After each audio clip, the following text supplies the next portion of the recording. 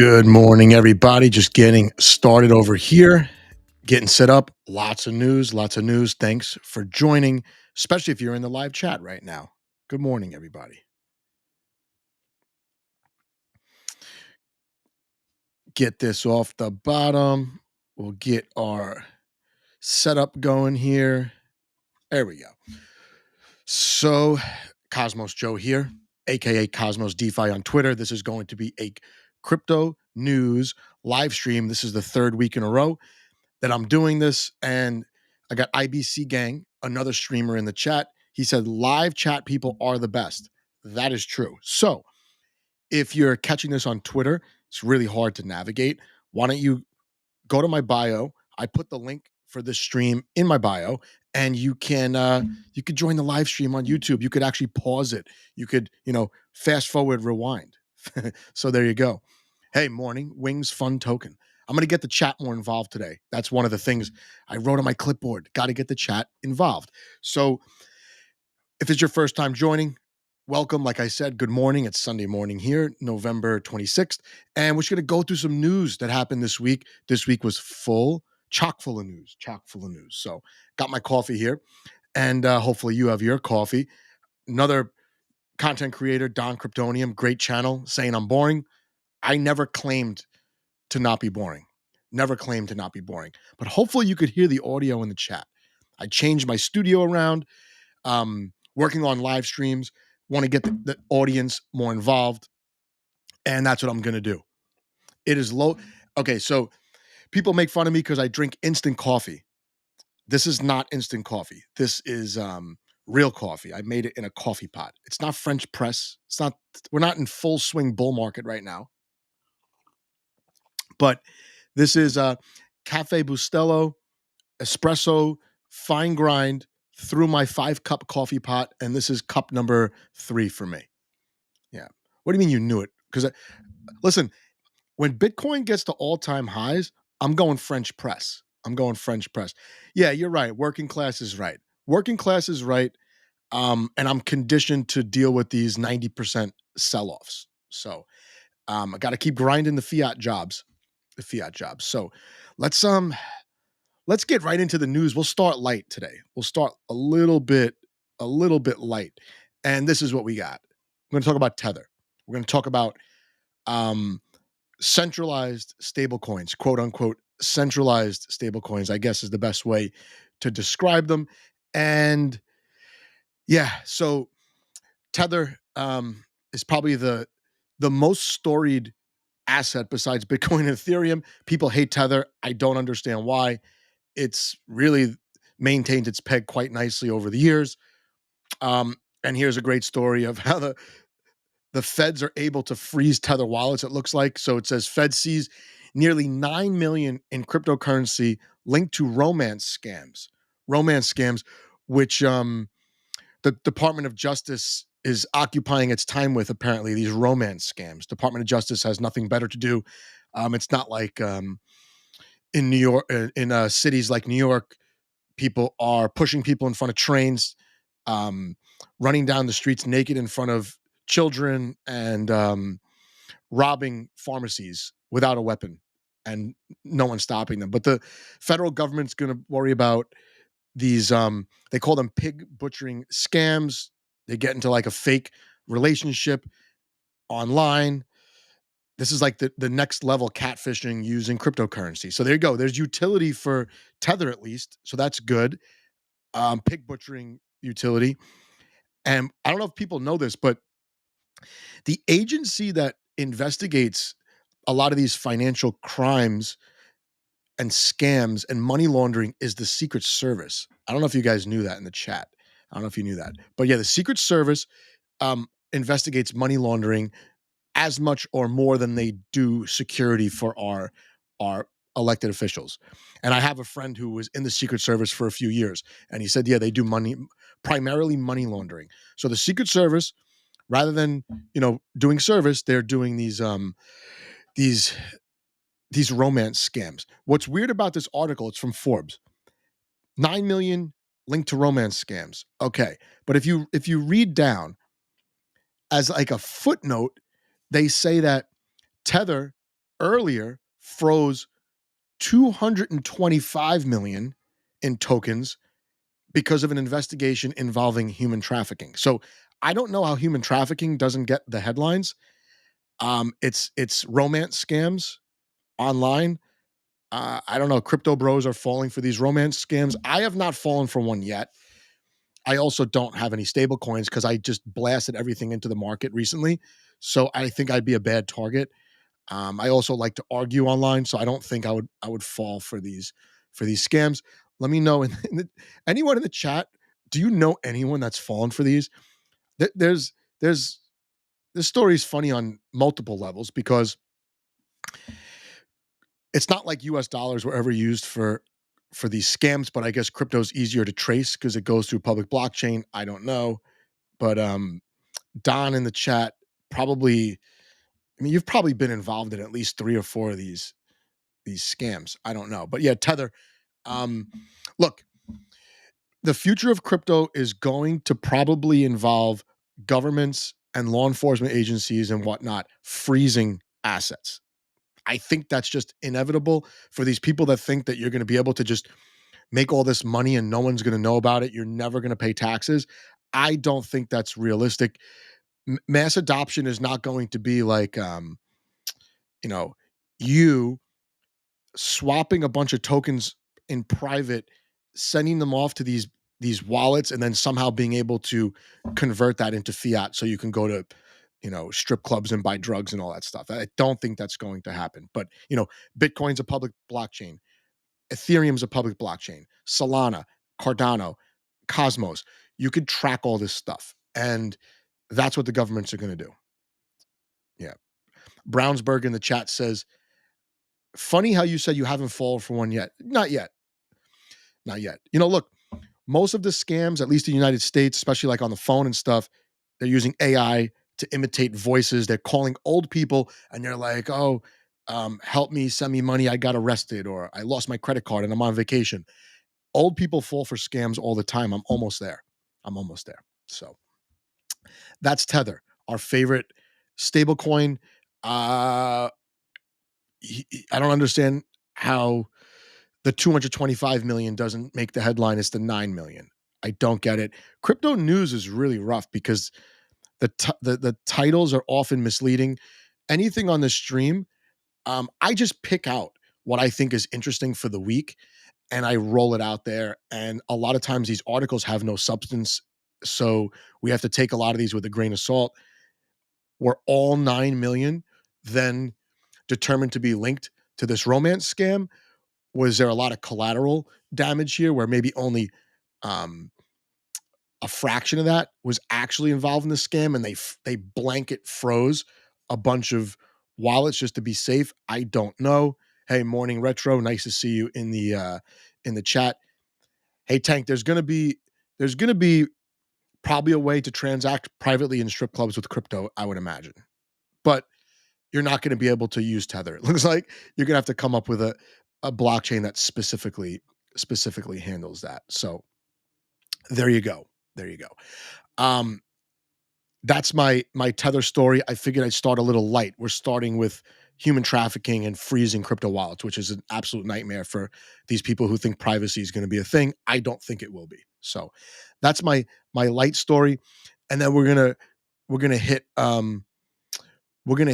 we'll go to Binance in a second. I don't want to get to Binance just yet. I want to get to this. This is from the block. It says the active supply of Bitcoin and Ethereum is at record lows. So what they do is they keep track of what percent of the supply has actually been moving in recent months or recent years. And it turns out we're at record lows. Record lows. So people are either losing their wallet keys, and now that crypto is permanently taken out of circulation, or people are moving their crypto to wallets for hodling purposes, long-term hodling. And my Bitcoin and Ethereum, I have a bunch of it on a cold storage wallet. I don't think I've transacted with it in the last 2 years. I don't think I have. I transferred it sometime during the bull market. from my hot wallet to my cold wallet. I hope it's still there. I'll check maybe, but I don't plan on moving any of it. I'm in for the long haul. I'm not I don't have these knee-jerk reactions to these wild market moves. It's just what it is. It's super volatile. The liquidity is low. Volume seems to be low for most tokens. You'll get wild moves, and that's just how it is. So, Retro over there is commenting on my microphone. I have to thank Don Kryptonium, another YouTuber live streamer, for recommending this microphone. I think it definitely adds quality to my work. I feel like I don't have to do as good of a job talking when the microphone is good. The microphone compensates for a lot of the stuttering and a lot of the dead air, which there'll be plenty of today. So if you're watching this on the replay, you just skip ahead. Anytime you see me look up and to the left, it means I lost my place and I'm wishing that I had notes over there, and I don't. I just have a clipboard with a font that's so small I can't read it from where I'm at right now. So we're winging it. If you see me go like this, just skip ahead 10 seconds. All right. Don Kryptonium. There you go. Don Kryptonium has exponentially grown his channel during the bear market, which is definitely commendable. So I have not. So I'm working on the live stream work here. So, Bitcoin and Ethereum record lows, it says in the article. And by the way, all the articles I reference, I'll link in the description sometime today. Some of them are there already, but I have changed up some of the articles because a lot of times you find an article on a Monday and it's irrelevant by Friday. So, yeah. Only 30% of Bitcoin and 39% of Ethereum has moved. And I think that's over the last year, or in 2023 so far. This is the lowest since 2017. It's the lowest. So in 2017 to 2018, it says about 60% of the active supply was being moved. And transactions are near their peak now, which is interesting. So transactions are at their peak with a minimal amount of Bitcoin and Ethereum moving. And just to give context, 2016, 2017, which I believe was the start of that massive bull run that saw Bitcoin hit about 20,000, about 80% of the ETH was active, 2016 to 2017. Interesting because I don't remember there being that many apps. So I guess it was just trading on Binance, Bittrex, Coinbase, and whatnot. Don't know. So that's Bitcoin and ETH. Before I get to the fun stuff, which is the Binance news is crazy because I think you could say that, well, we'll get to Binance. I want to shout out, and people in the chat, you seem to be the hardcore people in crypto. I have other content creators in there, actual builders in the chat. There was some news about 6 months ago about Ledger, the Ledger wallet, right? And the Ledger wallet, the Ledger team was going to force this upgrade that would allow Ledger to recover your wallet should you lose the private keys. This made people irate. Why should you have the power to recover my wallet? That means I don't really have my tokens secure, which I agree with. And long story short, that was the story. There was another wallet called Keystone wallet. And Keystone is taking a different route. They're priding themselves on security and the inability for other people to get your seed phrase, right? So a long time ago, Keystone sent me a wallet. I have it over here somewhere. They sent me a wallet, which I never used. And I was supposed to make a video for them. I said, yeah, send me a wallet. I'll make a video. I never did it. I just wasn't motivated to make videos. And sometimes it's hard for me to make videos when I'm not motivated. And you'll see on my YouTube history, I went months without making a video at one point. So here's the wallet. This thing is awesome. It's like the perfect boomer wallet because it's a biometric login. I hate putting my code into my ledger every time I want to do a transaction, and then it logs me out after 5 minutes and I got to do it again.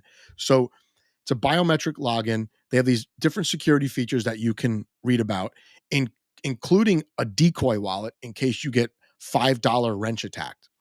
But long story short, they sent me this wallet. I never made the video. I want to shout them out because they emailed me and they were like, hey, we have a new version of the wallet. We have a 30% Black Friday sale. Can you mention it in one of your videos? I'm like, yes, I will do it. Thank you so much for not blocking me since I failed to make the other video. So Keystone, they have a new wallet, 30% off Black Friday. I'll put the links down below in the description. And this sale, this Black Friday sale, goes into mid-December, like December 10th, December 11th. So, someone in the chat, Daniel, I have 70K sitting in a Chrome extension. Is this good? You do what you want with your money.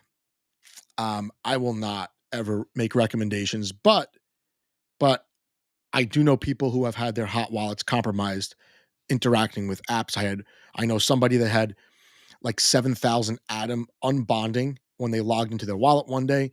I have someone else who used MetaMask extension, bought a Mutant Ape for like $25,000, and then like a week later, the wallet was compromised. He went to the Block Explorer, and his Mutant Ape was transferred to a bunch of wallets, stolen, basically stolen. So, um, yeah, IBC gang down below. I'll let them know that that you know your game for shouting out their project. And listen, if they send me another wallet, the new one, it's going to be customized. So you'll see on Twitter, some people are like, "Oh, look, I got a customized wallet." Definitely do a video for them then. But yeah, let's move to the fun stuff. And yeah, Keystone, thanks a lot for not forgetting about me because I failed to keep up my end of the deal, which was to make you a video. But I owe a couple videos from months past that I'll try to get to. But like I said, sometimes it's hard to get motivated. Hard to get motivated. So let's get to the Binance news. Binance news is fun. So here's the news for Binance. And just to put Binance in perspective, in the chat, you can correct me if I'm wrong. Binance is by far the highest volume centralized exchange. They also have a blockchain, which is one of the highest volume, highest market cap, highest TVL blockchains in crypto. So they have the centralized business and then the decentralized option for people like me who would rather do, some DApp usage, right? So the CEO of Binance, you could argue, is just as influential as somebody like Vitalik Buterin, Charles Hoskinson, whoever, right? This guy was front and center, was a decentralization advocate. He had the centralized exchange, but advocated for decentralization and DeFi and all of that. The Treasury Department, the US Treasury Department doesn't like when people make money. So they're saying that Binance intentionally failed to report transactions from from a bunch of sanctioned groups, one of them being Hamas. Binance pleads guilty to this. CZ steps down as the CEO. All right. The Treasury Department levies $4 billion in fines. $4 billion. All right. This is the largest in the history of the Treasury Department. I don't know how this is the largest fine when you have banks getting caught multiple times manipulating precious metals, prices and whatnot. So, and we just came out of a housing crisis like a decade ago. This is the biggest fine ever levied by the Treasury Department. Fine, I guess. Personally, he's going to pay a $50 million fine. Personal fine, $50 million. In the United States, athletes get fined like 5,000, 10,000, sometimes 25,000 when they do something wrong. And it's like a big hit to an athlete that's making millions a year to play like a child's game on TV, right? So CZ is going to pay this fine. By the way, CZ stands for Changpeng Zhao. So CZ is much better than using his real name. So Binance, and this is not in the main headlines, but I was digging and I found this. This is a big blow to decentralization and a big win for big governments. Listen to this. Binance agreed as part of this settlement. Not only are they going to pay the fines, I don't know how they're going to pay. If they have to pay the fines in crypto, this is going to be hilarious. Hilarious lesson in liquidity. But I'm going to read it right here. Binance agreed to a third-party monitor of their financial operations. This means a third party, likely appointed by the US government, is going to have access to all of their transactions, all their customer transactions, probably. Okay. Um, yeah. Um, this is days after, we have some Sam Bankman-Fried news, and if you know anything about FTX, they had a quarrel with CZ publicly, and if you are keeping score, Binance won that quarrel. Binance seemed to be the more liquid, the more legitimate business. FTX went down because they didn't actually have the funds that they were supposed to have, right? So SBF, who was in charge of FTX, lots of initials here, but just keep up, um, blamed CZ publicly for this. Blamed CZ publicly. And now what's interesting is he's forced out by the US government, and now the government is basically forcing a takeover of Binance with this third party monitor. All these fines, whether you think they're excessive or not, um, it's the largest in the history of the Treasury Department. So there you go. I'm going to read a quote, if I could read this small font that I used, from U.S. Attorney General Merrick Garland. Binance became the world's largest cryptocurrency exchange in part of the crimes it committed. Now it's paying one of the largest corporate penalties in U.S. history. So, direct quote, U.S. Attorney General, they're not playing around. The U.S. government is no longer in the business of,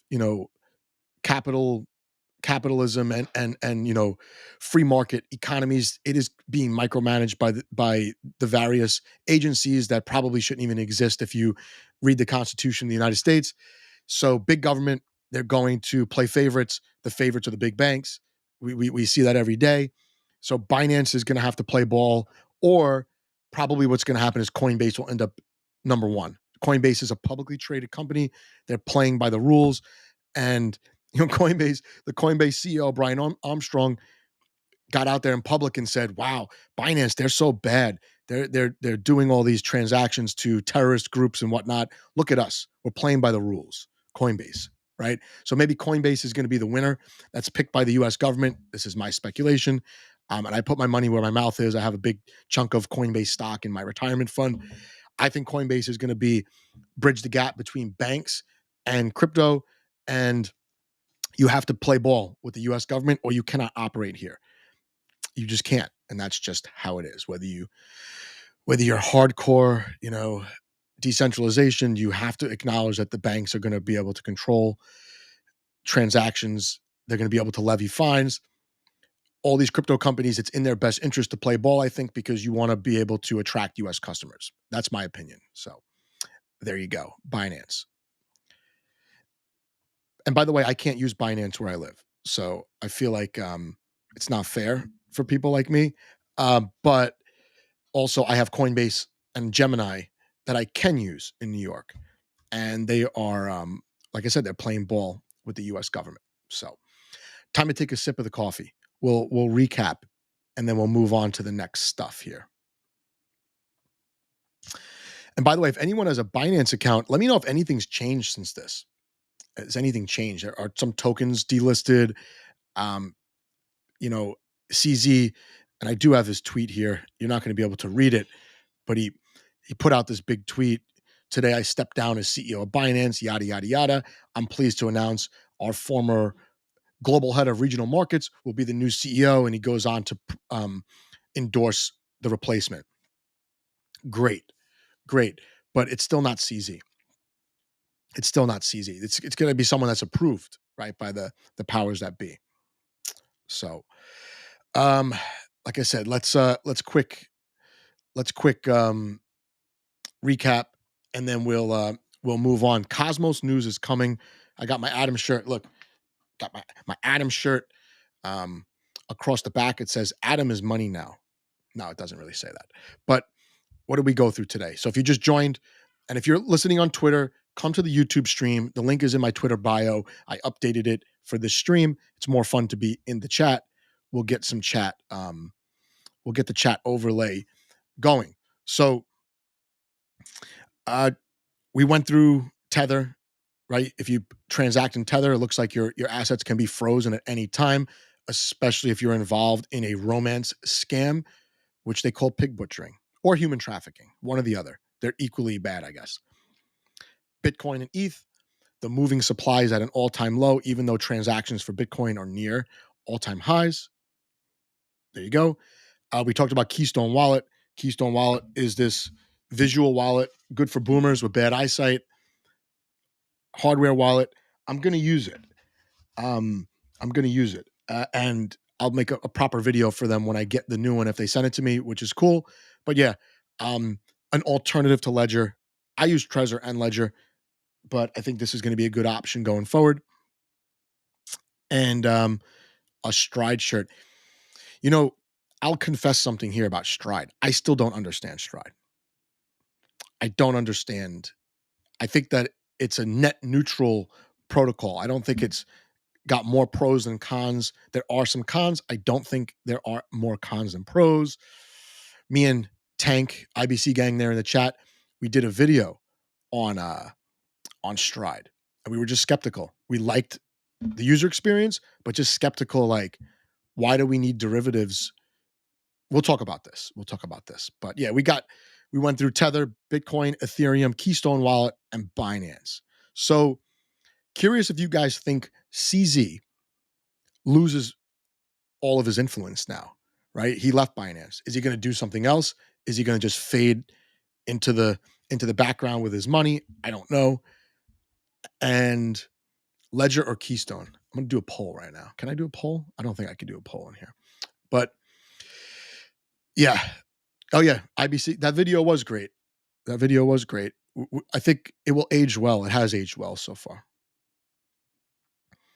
And then talking about Stride, which is a liquid staking derivative protocol in Cosmos, so mainly Atom token.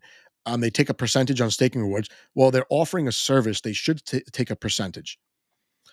There's ARB opportunities. Yeah.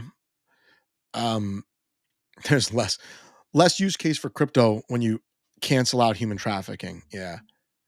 I have a friend who was an early Bitcoiner, like 2012, 2011, and he said that he spent almost all of his Bitcoin on drugs when it was like below $10. So, man, you were better off not transacting with it, I guess. All right. So, part two of the show, part one's over. Part two of the show, we're going to get closer to Cosmos. A lot of my viewers are Cosmos ecosystem people. There was a big governance vote. Ooh, big news. With their inflation being cut in half. We'll get to that. I talked about it so much last week. I kind of don't want to talk about it. I said it fits into the category of who cares for me, but we will talk about it, I guess, if you want to. You could let me know in the chat what else you want to talk about related to Cosmos. I got something in my eye. That's good. That's why I don't like to live stream. All these unexpected things happen, but at least my kid's not crying. Gave her milk right before this. I'm like, please just shut up. Please shut up. This girl screams for no reason all the time. And that's why I don't live stream. So let's get back to the news. I want to run through the news so we can have some fun with the chat. And we're going to talk about, Kraken. Yeah, we've got some more news related to the government, right? The government is still maintaining that all these different cryptos are securities. Look, I don't know what's a security and what is. What I do know is the US government is going to have an extremely loose interpretation of what an unregistered security is when it comes to crypto. I remember when the UST thing was going down, they said that any cryptocurrency that has a company behind it, either doing development, promoting it, or issuing it, is a unregistered security. So that's every crypto except Bitcoin, basically, right? Or the Bitcoin forks. So Terraform Labs was behind Luna and UST. Therefore, it is a security according to the US government. I thought the Howey test was pretty straightforward, but they're not going to go with the Howey test, right? According to them, Atom is a security, and it does fit that description if that's the definition they're going to go with, right? You have two centralized bodies in charge of development. You have the ICF informal, you have AIB, plus you have all the validating companies, right? So there's that. But they named Cardano. Obviously, there's three companies that issued and developed Cardano. What else? They named a whole bunch. They named a whole bunch. So the US is going to sue Kraken. The difference between Kraken and Binance, and this is why I want to talk about this, is because Kraken's going to fight this. They say, no, we're not doing this. These are not unregistered securities. Maybe they looked at the Ripple case, which was a positive for the crypto industry, and they said, yeah, we could beat the SEC. They're terrible at fighting these things. They don't even know what they're talking about. And I tend to agree. I have used Kraken. Kraken's a pretty good exchange. They have a lot going on with their UI, and they need some consulting there from end users, but it's pretty good. And yeah, oh, Solana. Solana was the other one. Here's the guy. So Gary Gensler gets made fun of all the time, but he doesn't get made fun of properly, right? The thing about Gary Gensler is that he uh, he was a teacher at MIT. He was a professor at MIT that taught a decentralized finance class. There's dozens of hours of him teaching on YouTube and also on Udemy, Coursera. And he was like a big DeFi guy. Now he gets brought into the government. They dirty him up like they do everybody from the private sector. And now he just doesn't like anything. He's like, oh, DeFi, it's illegal. Kraken, you're dealing securities, you're illegal. Binance, illegal. And he's just not good at rationalizing it. And you could see the cognitive dissonance within every time he trashes crypto. And I believe at one point he said everything except Bitcoin is a security. I mean, I'm okay with that. Most people won't be though. Most people won't be. So I got no love for Gary Gensler, but no hate either. He's got to do what he's got to do. He's part of the government now. And of course, one day he will have Janet Yellen's job, right? He's appointed, right? So he's not accountable to voters. No matter how bad of a job he does, as long as he does what he's told to do and reads the scripts that he's supposed to read, he get promoted in the government, US government. The appointed government employees have way more power than the elected ones. This is true. The people that consult the president that are appointed have more power than the president, in my opinion. This is just go back and look through history. Um, I don't want to talk about the thing that happened between 2019 and 2022, but that person who was in charge was an appointee. He wasn't accountable to voters. He controlled the whole thing. He just said whatever he wanted to say on TV, no consequences. So I think Gary Gensler will eventually be in Janet Yellen's position. He'll be higher up.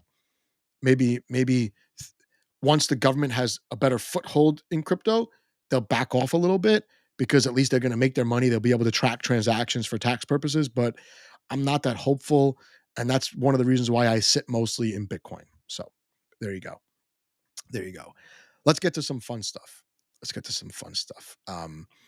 Everything's not an unregistered security, right? And what's good is Ethereum might have some hope.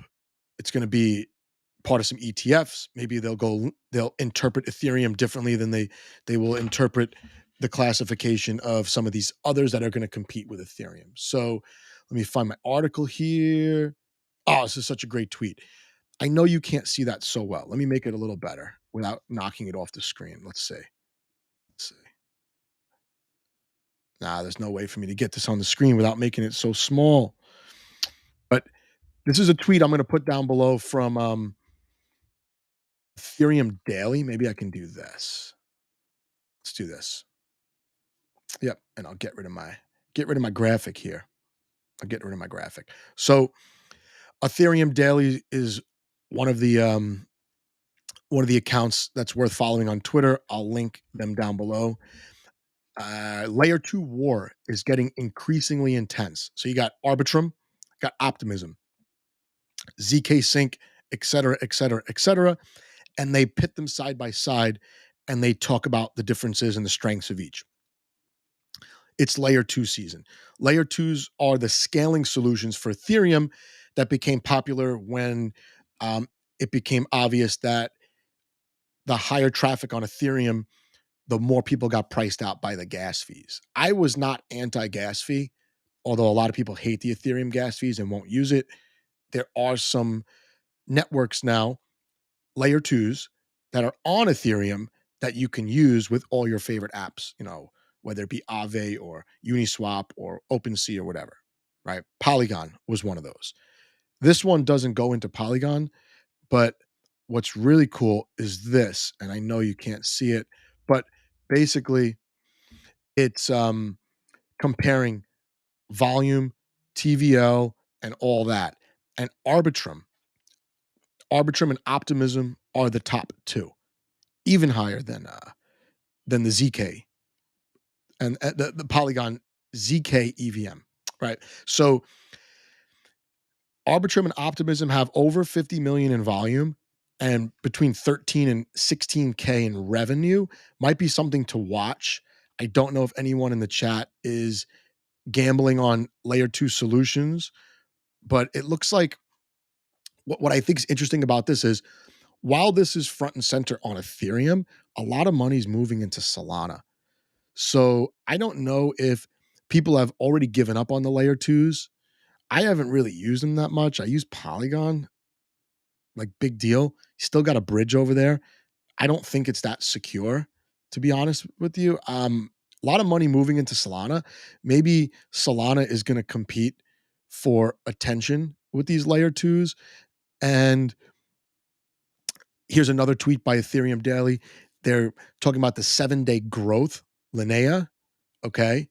Um, Starknet. Okay. I don't know the difference between all of these, but you could see the growth. They're looking at followers. They're looking at, and the other graphic I showed you has the TVL snapshots and all that.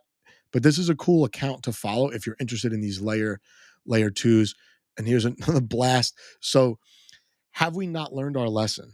Like, have we not learned from the last bull market, the bear market, the crash, right? Like, so Blast TVL hits 390 million with no product. And what's frustrating about this is that a lot of good protocols just can't get TVL. They can't get users to deposit money into their contracts to lock up their funds so that the protocols work better. And I understand that TVL is not everything, but it shows demand for that token, right? So you have to respect TVL to some extent. Plus, a lot of tokens trade based on TVL, the people that day trade and speculate. So you have to pay attention to TVL. So Blast is advertised as a bridge for a yet to be developed rollup. So there's no product. 390 million, 340 million in ETH gets locked up. So it's temporarily taken out of supply. And I don't know how long it's locked up for, but 50 million in stable coins got fired into that bad boy. I'm not putting money into that. I know I got some referral codes from people and I appreciate you guys, messaging me like, hey, this is something new. I did this. I'm getting an airdrop. Great. Chasing airdrops is very hit or miss, in my opinion. And look, this is a smart contract controlled by a 5-key multi-sig. So almost 400 million US dollars, controlled by a 3 of 5 multi-sig. And it says one of them has no transaction history. The other 4 show Ether deposits from the same Ethereum account. So you tell me in the chat, how eager are you to put money into this? This is why I hodl ETH and Bitcoin. Why do I want to gamble with this? And look, maybe it's a good gamble. I don't know. Maybe it's not a gamble. Maybe it's a lock. I don't know. But what I do know is there are 5 wallet addresses, and it only takes 3 of them to control money in this wallet. And they could all be the same person. There you go. I mean, that's all I have to say. Ethereum is still very much the Wild West. It's still very much the Wild West. And I don't like getting burned screwing with the Wild West. That's blast. Now we can get into Cosmos issues. This is probably the best the best poll that I ever ran. So let's let's get into Cosmos. It's the most fun. It's the most fun for me. That's why I wore my shirt today. So, as I said last week, there was a proposal to cut the Atom token inflation in half. Probably would make it attractive to outsiders who are weary of inflationary tokenomics. Pissed off a lot of people. This prop barely passed. And what's unfortunate is not 50% of the voters voted for this because of the dynamic of Cosmos governance, where yes or no is not the only option. So basically, what happens is, and people in the chat, let's get you involved here. Let's get chat involved. What's going to happen if I do this?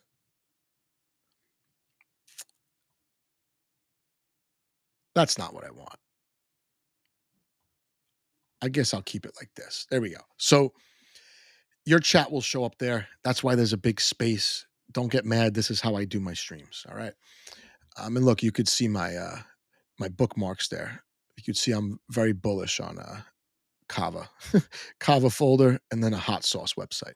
So Prop 848 lowers atom inflation if passed, and it did pass yesterday after 2 weeks of Twitter exploding. Every time I log into Twitter, it was just like very weak attempts to lobby one way or the other with no reasoning, by the way. So in Cosmos, what happens is somebody gets an idea. They want to change a parameter or upgrade the network or whatever. They submit a summary of their proposal to a forum called Commonwealth, and people can comment on it, and the person is supposed to adjust it based on community feedback. In theory, this is actually really good. In practice, what happens is no one cares about Commonwealth. You might get 50 people out of the tens of thousands to comment. A lot of times they say, yeah, good job, I'll vote yes, or this is terrible, I'll vote no. Once the proposal goes through a certain amount of revisions, I don't think they get revised meaningfully, but there are opportunities to revise the proposal. It gets put on chain, on the blockchain, and people vote with their tokens. It's weighted with the amount of tokens they have. So like if you have $100 in Atom, you vote, and I have $200 in Atom and I vote, my vote is basically double yours. So the people with the most tokens get the most say in governance. That's how it works. And that is probably how it should work. Here's the wrinkle. The validators, right? There's 175 or so validators on the Cosmos blockchain voting with their Atom tokens. They basically, what happens is they vote with all of the tokens that are staked to them. They vote yes, they vote no. They can abstain, which is a big wrinkle, and no with veto. And if veto reaches a certain threshold because the proposal is spam or dangerous to the network or yada, yada, yada, a minority can vote down the proposal, which is interesting. So validators vote with all of their stake tokens, which is mostly not their tokens. It's anyone that staked with that validator who's getting some staking rewards. Maybe they're not paying attention to governance. If they are paying attention to governance, those individuals with their wallets can vote. If they're voting the same as their validator voted, nothing happens. You don't get double, right? The validator already voted with your tokens yes. But if you want to vote no, but your validator voted yes, however many tokens you have gets taken out of the yes vote from the validator and goes to no. So you could vote against your validator, and I basically stake with validators who I agree with most of the time. I don't really nitpick governance proposals because I know people get emotional over them.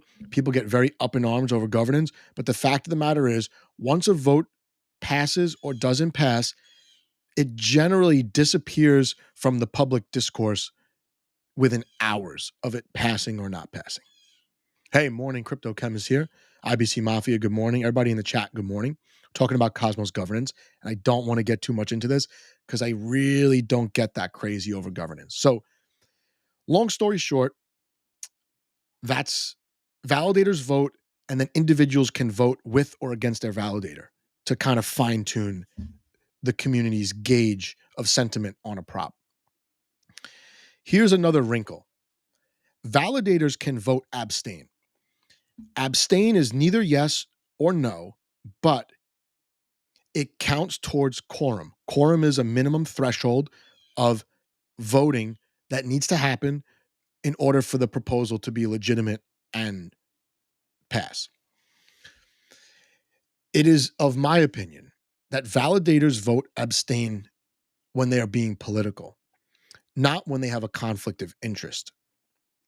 Nobody should have a conflict of interest for parameter changes on the network, but they vote abstain when they don't want to piss off their delegators because they might have some whales who don't want them to vote yes or no and will take away their stake tokens from them, which might drop them down the active set of validators.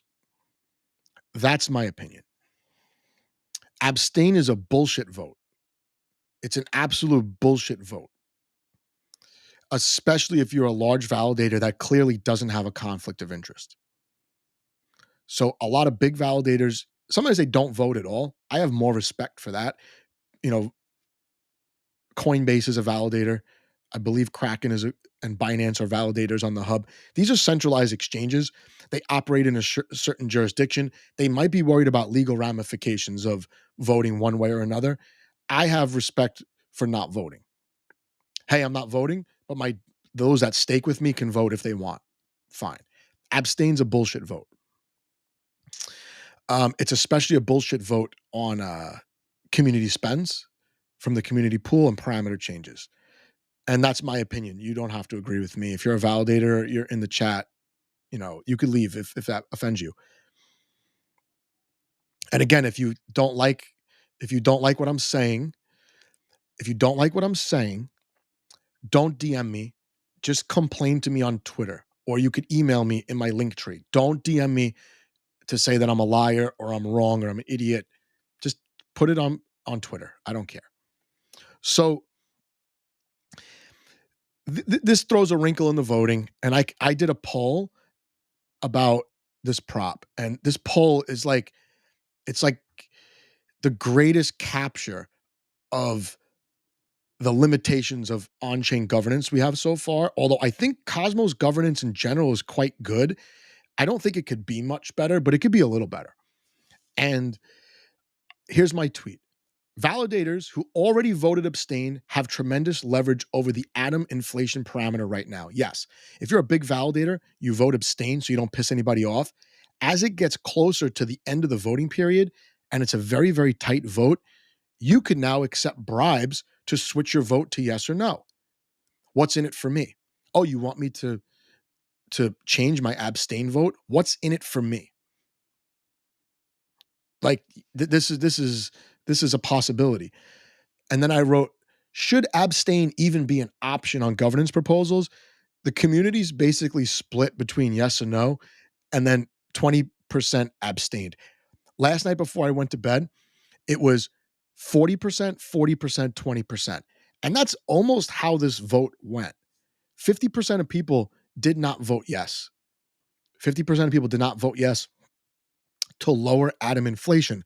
But because you have abstain votes and enough people voted to meet quorum, you could pass governance with very little people wanting the prop to actually pass. I've seen props passed like 20% yes vote, 26% yes vote.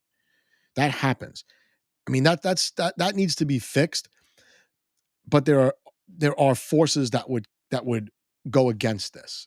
And yeah, we'll talk about that. Let me get back to my regular size. We've got the chat here. I'll keep the chat for the rest of the stream.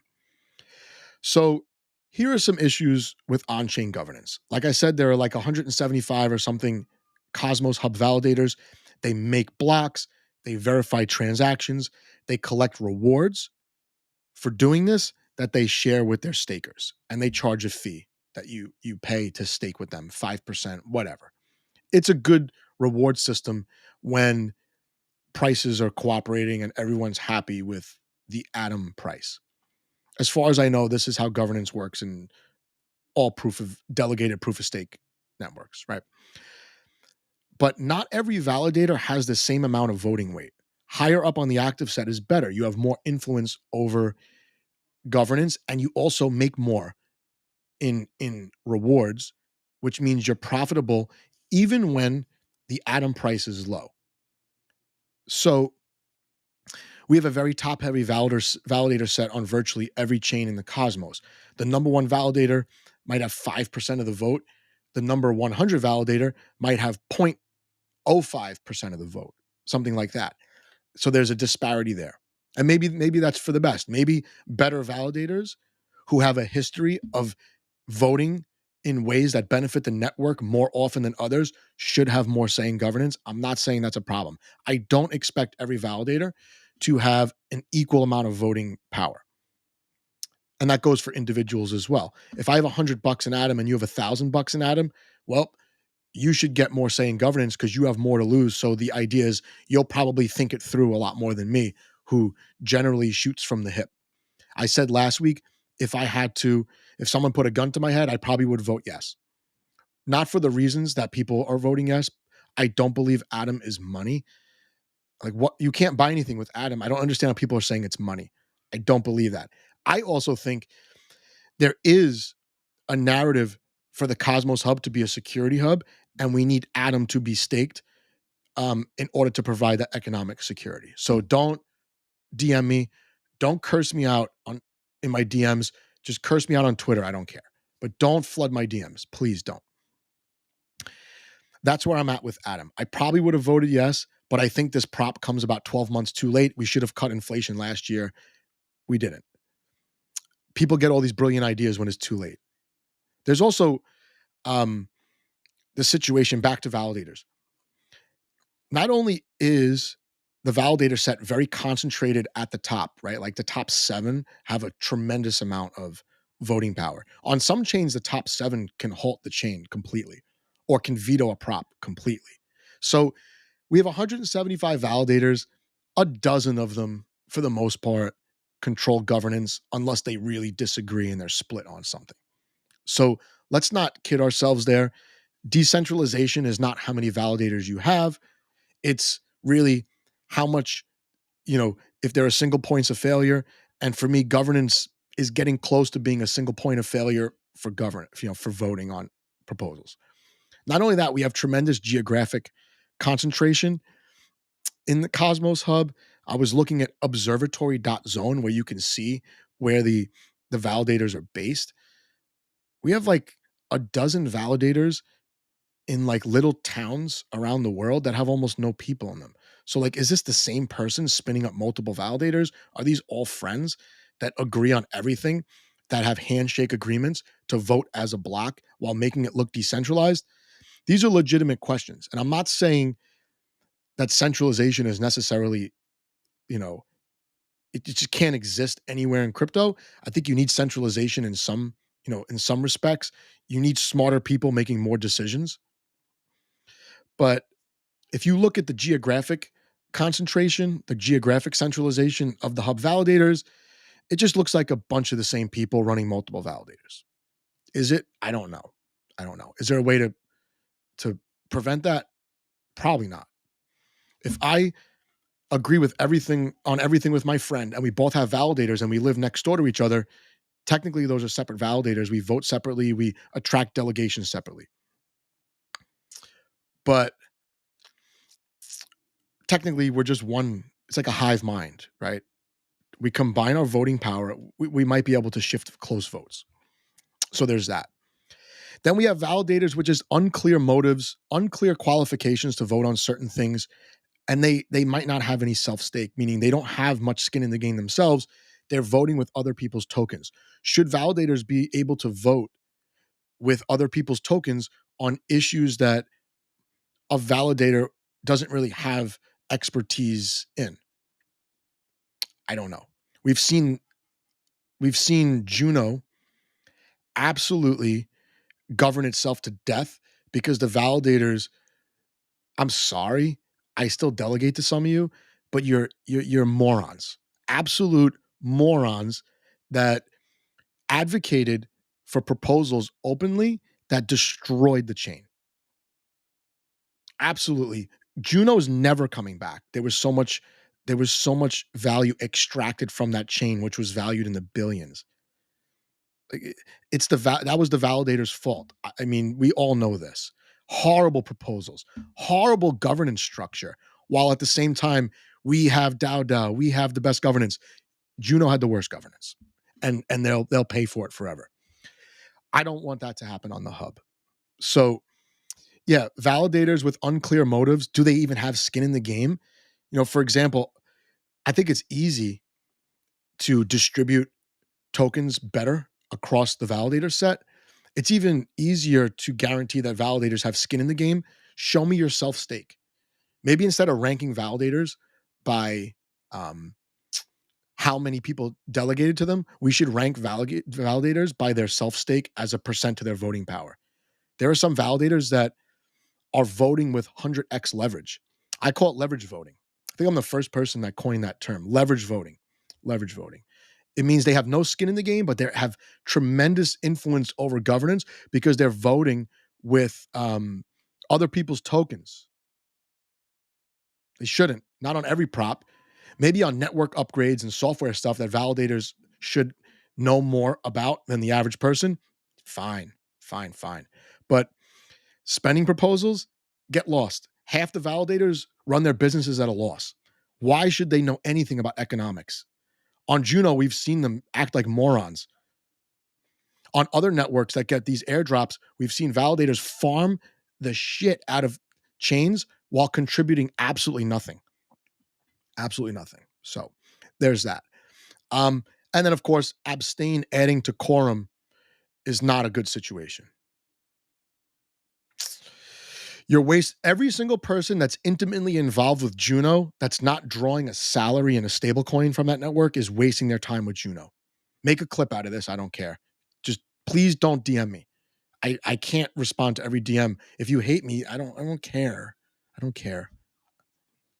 So in general, my biases are clear. I'm not a validator.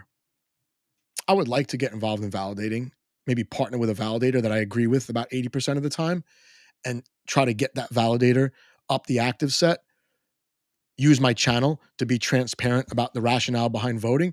If I partner with a validator, I would never vote abstain ever unless I had an obvious um, conflict of interest. So how can an ecosystem survive if the validators have so much voting power, but they're not accountable for the vote, or they have major um, you know, conflicts of interest, lack of qualifications, et cetera, et cetera. Some people would say validators were never meant to vote on most of the stuff they vote on. Fair. But then don't vote. Just don't vote. And when the proposal in question doesn't meet quorum 2, 3, 4 times, it will force us to maybe fine-tune governance. I think, I think, I think governance is quite good in Cosmos, with Juno being the exception. Junos are just like a haunted house of just terror when it comes to governance because too many idiots have too much influence, and they use governance as an excuse to grind the chain to an economic halt. I'll never stop speaking out against Juno because it's horrendous, absolutely horrendous what happened there. I mean, people will probably eventually, when the governments get around to prosecuting, I mean, Core One, I mean, probably will need to lawyer up, right? You were signing transactions that screwed people.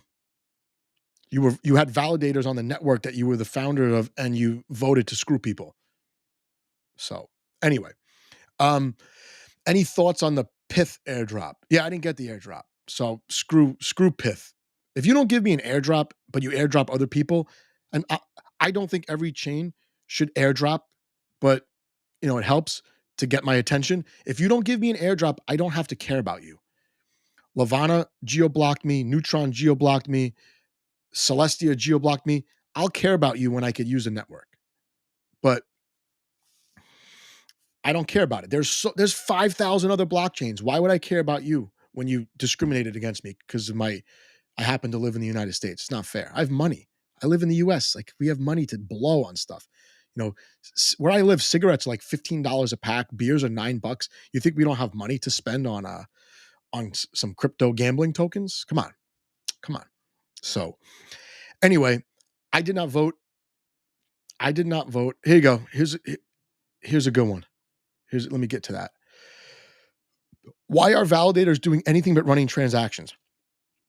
That's valid. That's valid. But what's interesting is the validators are really the core community of a chain. They run the network. They approve the upgrades. Some of them are contributing software. The validators run the network. So maybe we just need better validators. I don't know. Maybe we need less validators and less Sybils. They're more like politicians. But look, I've always thought this. If you build a system of government, politicians will magically appear to tell you what to use that system of governance to do. Put a community pool, politicians will show up and try to tell you what the best way is to spend that community pool. It's just how it is. It's just how it is. So, we need people with more skin in the game, making more decisions for better or for worse. If the decisions end up being bad, great. We stop trusting those people with their influence and we look to new voices. It's like a survival of the fittest. I'm willing to go through the growing pains of that. But what I don't like is the same people with the same influence on every chain continuously shooting everyone in the foot and still having a heavy influence over the next proposal, the next proposal, the next proposal. It's idiotic. It's idiotic. I'm not a glutton for punishment. So Juno, I sold everything. I keep one or two Juno tokens on the chain in case one of the bridges decides to route one of my dumb transactions through Juno for some reason. But good Lord, Juno could have had a bunch of sub-DAOs, each with a specific role, operating like a decentralized corporation. I know the word corporation scares crypto people, but guess what? Corporations get things done, they make money, and people are held accountable internally. I don't think they're held accountable by the government. But long story short, I can't say that word anymore. The worst. Yeah. I like what Stargaze is doing because they have a lot of project validators. They have project validators. NFT projects on an NFT chain, they get to keep their community informed on governance proposals and they could vote with their community. I think that's a good thing. I would like to see like 20% of the validators on Stargaze be project validators. And I know not every NFT creator has the technical know-how to run a validator, but they could partner. So Cosmos Hub, I think the governance is quite good. The first thing I would change is I would stop allowing abstain to count towards quorum, or an automatic slash if you have to vote abstain. Automatic slash. 1%. You want to vote abstain, it's going to cost you. Then don't vote. If you don't know what you're voting on, don't vote. I don't expect validators to be experts on everything, but slashing needs to be used, or I don't know if it's technically slashing. We need a way to disincentivize centralization at the top and validators having too much power. Voting abstain high up on the validator set gives you power because you could switch your vote. You could also contribute to quorum on an unpopular proposal. So, yeah, you heard it here first. This is why I should really script out my stuff a little more. Someone's going to make a clip. Joe's an idiot. He wants to slash for voting abstain. We need a way to discourage abstain votes. I have more respect for the centralized exchanges. Centralized exchanges actually buy the tokens to keep on their exchange, right? Validators are not necessarily buying tokens. And I'll close with this. People in the chat, if you stayed this long, you're going to get a treat now. You're going to get a treat. IBC gang saying, partner with me and Manekis. Manekis are a good collection. They're backed by a treasury. I think you should partner with Cosmos Spaces. Partner with Cosmos Spaces. Throw some money behind Cosmos Spaces and get your name on the validator. I mean, Cosmos Spaces is another great community validator. They do content. They interact with the plebs like me. But let's close this up. This is what pissed me off yesterday about this vote. So many people were tweeting about the Adam Havening proposal to cut inflation by 50%. Fine. Yes, you should lobby for your position. Yes. The reasoning is ass backwards if you ask me. I don't think Adam is money. Yes, it's used in liquidity pools. That doesn't make it money. I can't buy shit for my Adam. Actually, I can go to Osmo and buy Osmo with my Adam. So what pissed me off is that everyone tweeting about Adam is not saying that they're buying Adam, which is it should be red flags. Are you buying Adam if this passes? I see more people tweeting about Nutsack token and how they're buying Nutsack token. Nutsack token is a real thing in Cosmos now. More people are tweeting about buying Nutsack token than tweeting about Adam, even though they're pushing for the proposal one way or the other. It's scary. It's scary. People with lots of influence, they're not saying, I'm going to increase my Adam holdings by this percent when this passes because I believe XYZ is good for the ecosystem. Nobody's tweeting that. Who's buying Adam? And like I said last week, this proposal fits in the category of who cares. I don't think cutting the inflation or leaving the inflation gives a more compelling case to buy and stake the token or buy and use the token. I just don't. This is a who cares proposal. You could see it's a small part of a bigger thing. The accelerator DAO paid for research to redesign the tokenomics. I would like to have seen that research and where the halvening fits into it. I don't see anybody tweeting that they're buying more Atom. The same way I don't see people tweeting, I'm going to buy more Osmo when we cut inflation. I'm going to buy more stars when we cut inflation. Cutting inflation doesn't inspire people to buy the token. It gives people the hope that there'll be a pump and they're going to sell into the pump. People will sell into the pump. Smart people will. You got to sell into the pump. You got to sell into the pump. If you learned anything in the last bull market, if you're patient, you'll always get in at a lower entry. So sell into the pump. But anyway, that's all I got. Went through a lot today. Tether being used for human trafficking, not good. We should freeze those wallets if we can, although it's a slippery slope. I get it. What else did we talk about? We talked about Bitcoin and Ethereum supply. No one's moving it. It's at all-time lows. Almost no one's moving it. That's good. If you believe in supply and demand, that's good. Keystone Wallet, want to give you one more shout. Thanks for giving me a second chance to talk about your product. Maybe if I get good at this, we'll partner. Binance news, not good for Binance, not good for CZ maybe, but we'll see. Maybe the worst is behind us with these government interventions in crypto. Maybe they'll start favoring it a little more when we have ETFs.